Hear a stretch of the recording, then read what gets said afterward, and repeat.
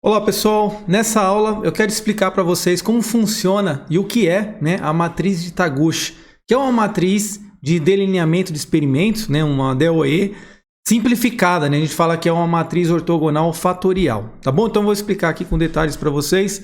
Deixa eu só mudar aqui para vocês acompanharem aqui. Então, matriz de Taguchi, aplicada aí a um projeto Design for Six Sigma, tá? Então vamos lá. Eu vou falar aqui duas partes, o que é e como a gente pode aplicar. Você está me acompanhando aqui do YouTube, no meu canal do YouTube, não se esquece de dar um like no vídeo, É um tema que interessa bastante aí quem trabalha com projetos. E não se esqueça de se inscrever aqui no canal também, tá ok? Então vamos lá, vamos falar aqui sobre a matriz de Taguchi. Bom, dentro do processo de desenvolvimento de produto, seguindo a metodologia Design for Six Sigma, como eu tenho falado bastante, inclusive eu tenho uma playlist só de projetos, falando aí de Design for Six Sigma, tá? Se você quer entender um pouquinho mais sobre como funciona, vai lá aqui no meu canal do YouTube, tem uma playlist sobre isso daí, tá? Inclusive eu tenho cursos específicos com formação em certificações na metodologia Design for Six Sigma. E eu explico também qual a diferença, que o Design for Six Sigma não é a mesma metodologia do Six Sigma ou Lean Six Sigma. São coisas totalmente diferentes, tá? O Six Sigma ou Lean Six Sigma é uma metodologia aplicada a processos, para melhorar processos de produção, por exemplo, e o Design for Six Sigma é aplicado à fase de desenvolvimento de produtos. Então vamos lá, falando aqui sobre as fases, em vez de a gente usar o DMAIC, a gente utiliza o DMADV aqui no Design for Six Sigma. A gente tem a primeira fase, que é definir as oportunidades do projeto. A segunda fase, que é identificar quem são os clientes, quais são os requisitos de clientes. Depois a terceira fase, que é o Analyze, analisar as alternativas, trabalhar com técnicas de criatividade para identificar novos conceitos, novas alternativas de projetos e selecionar qual a melhor alternativa, Inclusive, criar alternativas híbridas. Eu tenho um vídeo também que eu falei, lá na minha playlist, eu tenho um vídeo específico falando aí das matrizes utilizadas nessa fase, nessa terceira fase, tá? Então hoje nós vamos falar aqui dessa quarta fase, que é o design, que é a parte de projetar para otimização, E aí a última fase que é o verify. Mas hoje nós vamos falar dessa quarta fase aqui da metodologia Design for Six Sigma, onde é um pedaço, onde a gente aplica essa matriz de Taguchi. Então só lembrando aí, nessa fase nós trabalhamos aqui em projeto para otimização do produto, do processo, Trabalhamos com tolerâncias, tá? E tem vídeos aí que eu falo, como eu disse, sobre essa metodologia. Bom, então a ideia aqui nessa fase, nós identificamos as entradas, saídas, vemos e trabalhamos aqui e analisamos o que causa as variações na etapa de projeto, tá? Não é de processo, de projeto. E nós otimizamos, então, o produto, ou o serviço que está sendo desenvolvido. Então, qual é o objetivo dessa quarta fase? É demonstrar qual alternativa de design é melhor em termos de desempenho e consistência. São coisas diferentes. Nós falamos de robustez aqui, tá? Achar o contraste. Bom, indo direto lá, a matriz ortogonal, a matriz de Taguchi, na verdade é uma matriz ortogonal fatorial, e Taguchi vem do nome da pessoa, do engenheiro aí que criou essa matriz, chamado Genishi Taguchi, tá? Então essa matriz ortogonal é uma estratégia, para a gente testar algumas combinações de uma maneira mais prática, mais eficiente, mais rápida. Ela é reduzida, tá? Então é uma estrutura balanceada, que eu vou mostrar aqui para vocês. Cada nível de fatores aparece em números iguais, Eu vou explicar aqui como funciona. E as combinações também são balanceadas. Bom, eu vou mostrar aqui, do lado esquerdo você está vendo o fatorial completo, ou seja, quando a gente tem todas as possibilidades. Então vamos imaginar aqui que a gente tem três variáveis. Sei lá, num produto eu tenho comprimento, Vamos pegar o exemplo, inclusive, que eu vou mostrar daqui a pouco, de um ventilador de teto. Então a gente pode ter uma variável comprimento da hélice no projeto, a largura da hélice no projeto, e o ângulo de instalação, o ângulo de inclinação das hélices. Então são três variáveis, variável A, B e C. Comprimento é o A, o B seria a largura e o C o ângulo, tá bom? Três variáveis. Se a gente combinar, aliás, se cada variável dessa, cada uma das três variáveis, tiver dois níveis, dois níveis de possibilidades. Por exemplo, o comprimento poderia variar 30, poderia ser de 30 ou de 40 centímetros. A largura de 10 ou 15 centímetros. O ângulo de 12 ou 20 graus, por exemplo. Então, repara que a gente tem duas possibilidades, ou seja, dois níveis para cada uma dessas três variáveis. Tá? Não, isso não é a regra, eu estou dando uma possibilidade aqui, só para a gente comparar. Então, vamos imaginar que nós tivéssemos dois níveis para cada uma dessas três variáveis. Se a gente combinasse todas as possibilidades para a gente testar o que é melhor e o que é pior, nós teríamos 8 linhas, certo? Está aqui, ó.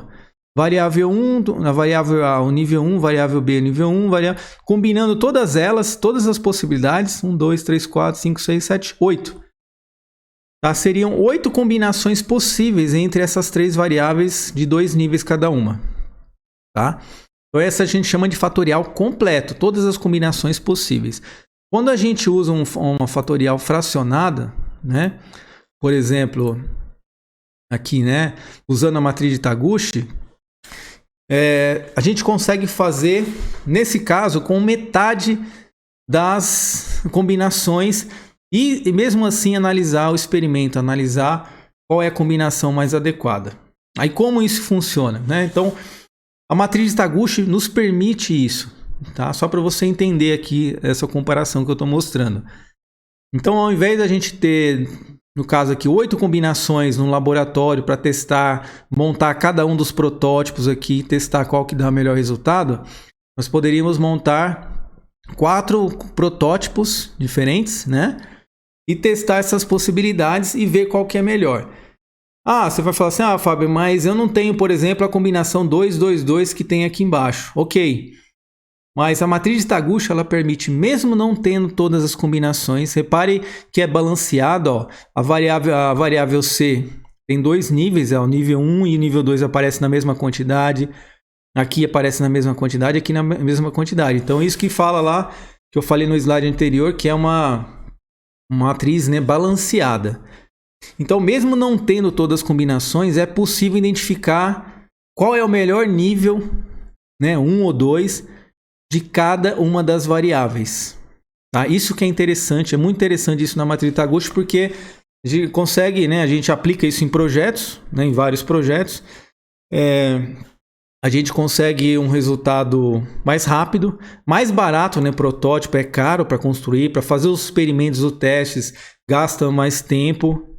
Então, tudo isso ajuda, né, no projeto, tá bom? Inclusive pode ser por simulação virtual também, né? Então a matriz de Taguchi nos permite isso, ok? Bom, então vou dar pegando esse exemplo aí, né? Então a gente, nesse caso aqui, usando uma variável, uma matriz de Taguchi de 4 linhas, né, que a gente chama uma L4, que corresponde a 2 elevado a 3, ou seja, eu tenho aqui 2 níveis, né, em 3 variáveis. Tá? Então isso aqui é usado para até 3 fatores de controle, ou seja, 3 variáveis de projeto, como por exemplo eu citei aqui comprimento, largura e o ângulo da hélice, né? E a gente consegue fazer aqui em 4 rodadas de teste, né? Isso simplifica bastante aí, como eu disse, tá bom? Isso aqui é só um exemplo, tá? A matriz de Taguchi ela vai muito mais. Eu vou mostrar uma tabelinha para vocês de algumas outras possibilidades, mas só para você entender aqui, nós passamos de 8 combinações, né, para 4. Isso simplifica bastante. Um detalhe aqui que é importante é que essa combinação ela tem que ser desse jeito, tá? Então o Taguchi, né, talvez tenha os livros, literatura, eu passo aí nas minhas playlists, eu tenho material, tudo. Eu mostro como que é essa combinação. Por exemplo, essa L4 tem que ser assim, né? Variável C, o nível vai variar 1, 2, 2, 1. A variável B, 1, 2, 1, 2. E a variável A, 1, 1, 2, 2. A gente não pode inverter aqui, né? Tá? Não pode aparecer aqui 2, 2, 1, 2 aqui, tá? Então tem que ser dessa, né, com essa sequência aqui, sendo uma L4, tá bom? Ok, então isso aqui é um exemplo que eu estou mostrando. Vou pegar um caso aqui do ventilador, né, como eu disse. Ó, variável A comprimento da pá, variável B, largura da pá e C, ângulo da pá. A gente chama isso de fatores de controle, né? São fatores de controle no projeto. A diferença aqui dos fatores, quando a gente faz uma DOE lá, né? No DMAIC, no Six Sigma, que a gente vai falar de variáveis lá, seria o quê? Sei lá, o ângulo de entrada da máquina, temperatura do parâmetro lá de temperatura da máquina. Então, seriam tudo dados de processo. Aqui, quando a gente fala do Design for Six Sigma, aplicando o Taguchi, nós estamos aplicando uma fase de projeto. Por isso que as variáveis aqui, os fatores de controle, são parâmetros do desenho. Comprimento da pá, especificação do produto no projeto.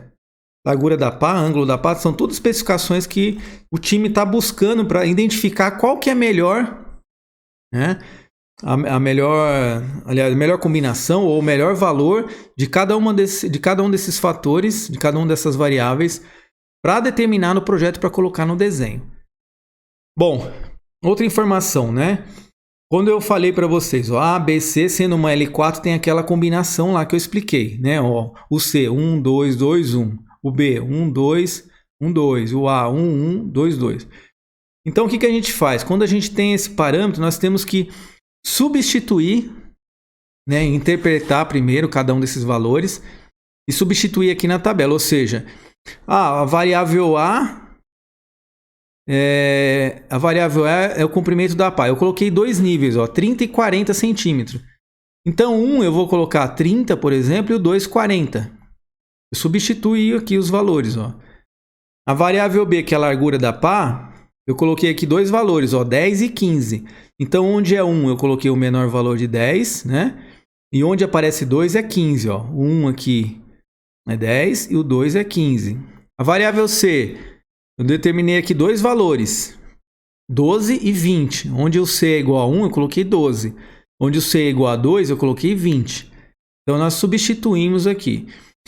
Fábio, por que esses valores? Bom, esses valores representam, né, o que o time quer buscar no projeto. Qual que dá melhor desempenho? Tá? Pode ser de 3 valores? Pode ser de 3 níveis? Pode ser sim. Tem tabelas para isso também que eu vou mostrar daqui a pouco. Tá? Mas aqui é um caso simples que eu peguei de onde o time quer escolher entre 2 valores para cada uma das variáveis para ver qual que entrega melhor resultado.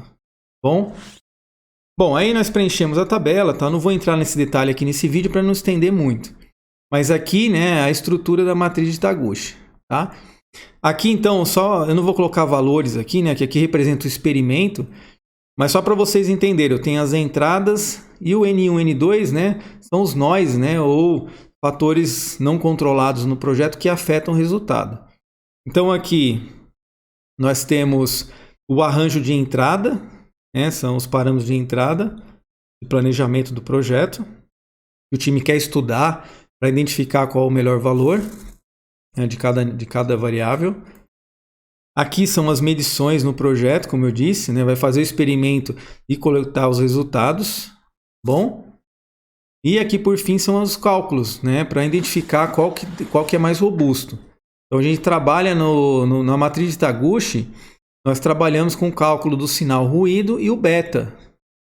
Né? Pode usar a média também, mas principalmente o sinal ruído e o beta. Eu explico aí no curso, né, de Design for Six Sigma como a gente calcula esses valores, tá? Mas eu não vou entrar no detalhe aqui pelo tempo aí do vídeo, tá bom? Então o objetivo aqui é só mostrar a matriz mesmo, a estrutura dela, ok? Então, eu vou mostrar aqui agora alguns exemplos, algumas possibilidades da matriz de Taguchi, algumas combinações, tá? Nós fizemos agora aqui a primeira linha, se eu fosse juntar todas as combinações desse exemplo do ventilador que eu passei agora, nós teríamos 8 linhas, ok? Então tá aqui, 3 variáveis de 2 níveis. Só que nós usamos uma L4, 4 linhas, né?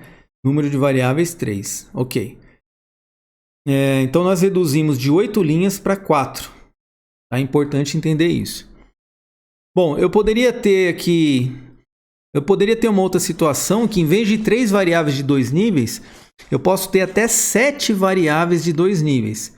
Por exemplo, eu quero estudar, além do comprimento, da largura e do ângulo da hélice do ventilador, eu quero também estudar o tipo de material, eu quero estudar sei lá, alguma propriedade, né, mecânica do produto, a rugosidade. Então eu vou colocando variáveis, né, mas tem que ser até 2 níveis nessa segunda opção aqui, tá? E aí, se eu fosse combinar todas, igual eu fiz lá, né, combinando todas as possibilidades dessas 7 variáveis em 2 níveis cada uma, eu teria 128 protótipos, né? Físico ou virtual, né? Eu teria 128 linhas lá na matriz. E aí eu consigo simplificar para 8. Olha só, agora não é mais metade, né? É maior ainda a diferença, tá? Eu consigo... E quando eu tenho 3 níveis, quando eu passei lá, né? Eu tenho a terceira linha aqui, mostra, ó, são 4 variáveis de até 3 níveis. Tá? Então, o que seriam 3 níveis aqui, né? Por exemplo, da hélice lá, né? O comprimento. Eu coloquei 30 e 40, certo? Poderia ser 30, 40 e 50. E aí eu vou analisar, ver qual desses valores entrega o melhor resultado.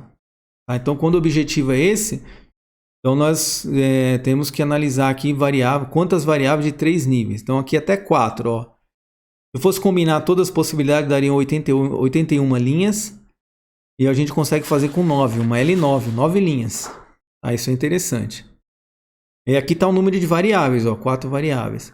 Olha essa daqui, até 11 variáveis de 2 níveis. De 2 níveis. Né? A de baixo, até 15 variáveis de 2 níveis. Olha só, de 15 variáveis de 2 níveis, eu teria uma combinação de 32.768 linhas ou protótipos. Imagina como isso é inviável no projeto. E eu conseguiria fazer com 16 protótipos. 16 combinações só. Tá? Então vai passando, tem vários aqui, ó. Né? Vamos pegar esse último aqui, né? Por exemplo, ó. Até 11 variáveis de 2 níveis e 12 variáveis de 3 níveis. Então teria um total aqui, né, de 11 mais 12, ó, 11 de 2 níveis e 12 de 3 níveis. Somando 11 mais 12, eu teria 23 variáveis no total. Isso aqui daria esse total de combinações aqui se fosse fazer em protótipos. Tá, aqui ó, 3, 1, 2, 3, 1, 2, 3. Daria 1 bilhão, né, 88 milhões, 391.168.